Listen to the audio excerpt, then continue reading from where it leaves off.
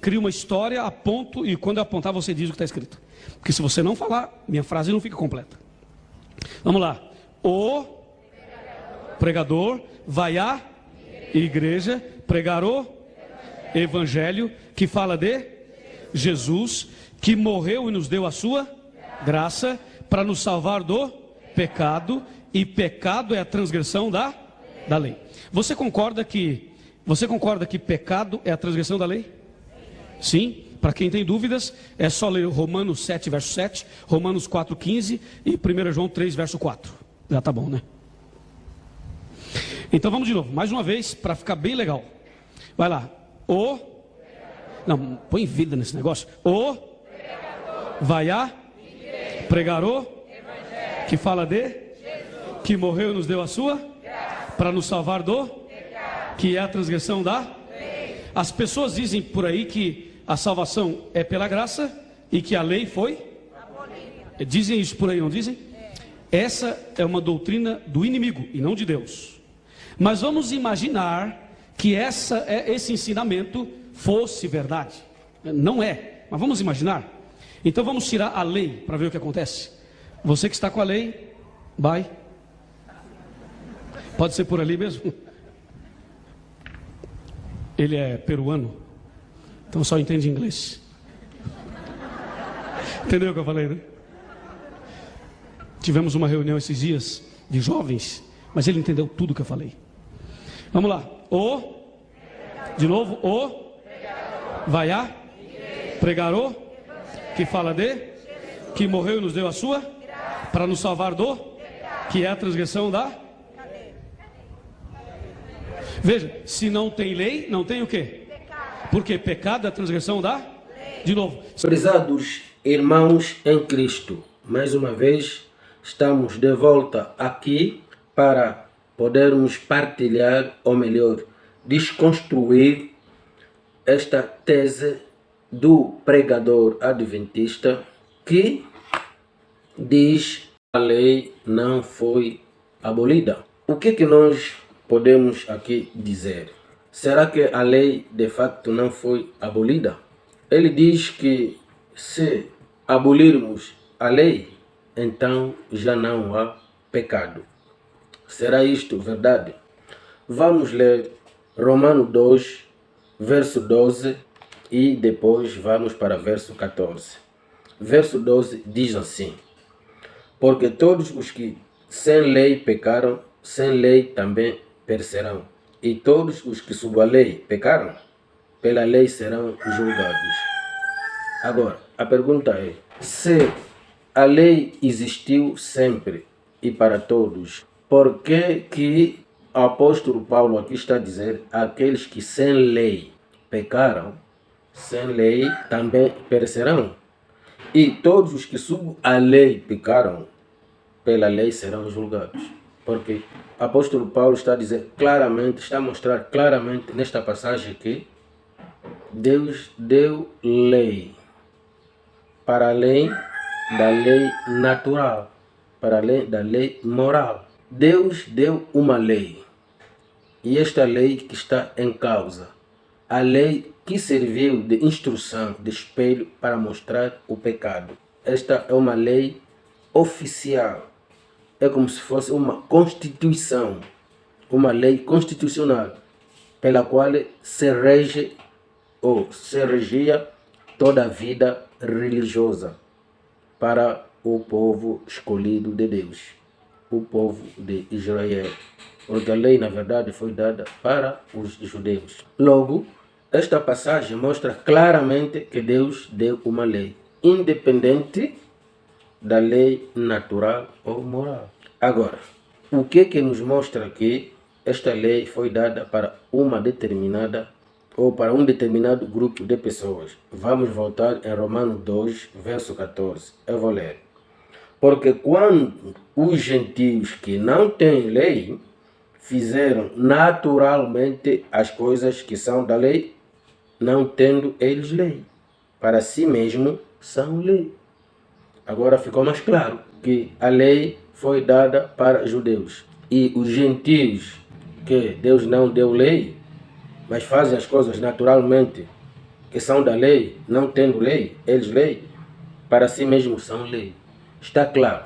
Agora, voltamos à pergunta anterior. Onde é que está escrito que a lei foi abolida?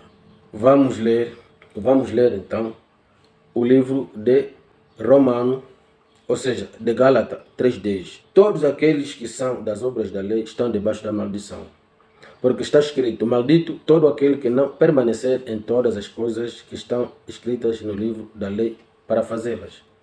Por que o apóstolo Paulo está a dizer que são malditos aqueles que permanecerem nas obras da lei? Porque a lei foi abolida. Quem quer fazer as coisas ou as obras da lei deve permanecer em todas. Vamos ler o verso 13, sempre do Gálatas 3.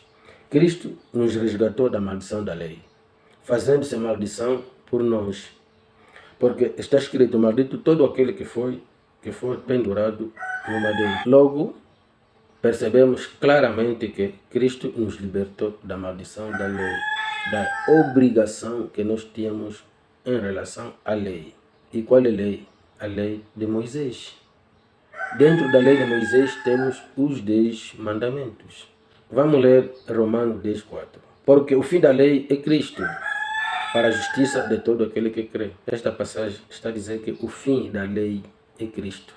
Então, se a Bíblia está a dizer que há um fim da lei, como é que o pregador está a dizer que não? Será que esta passagem não se encontra na Bíblia Adventista? Se encontra sim. Mas qual é a lei? É a lei de Moisés. Então ficamos sem lei. Como é que fica o pecado? Nós não ficamos sem lei. Nós temos uma nova Constituição, uma nova lei-mãe. Essa lei-mãe chama-se Lei de Cristo, cujo fundamento é o amor.